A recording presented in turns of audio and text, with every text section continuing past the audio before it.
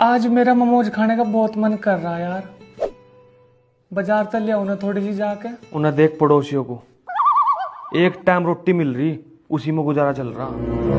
उन्हें देख कर जी मेरे पे एक भी सूट नहीं है ढंग का पहनने का यार। 2-3 सूट दिला दो बाजार तक। उन्हें देख पड़ोसियों को एक जोड़ी कपड़े में 2-2 साल काट रहे हैं मैं। उन्हें देख कर जी मेरी सारी सहेलियों ने फोन ले लिया, आप भी एक फोन दिला दो मुझे टच वाला। उन्हें देख पड़ोसियों को उनके घर में तो कोई फोन नहीं है, वे नहीं टाइम काट रहे अपना। उन्हें देख कर जी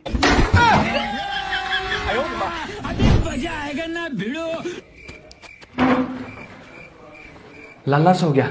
हाँ सो गया। आजा फिर। उन्हें देख पड़ोसियों को उनका बहू भी नहीं है, वे नहीं अपना टाइम काट रहे। उन्हें देख कर जी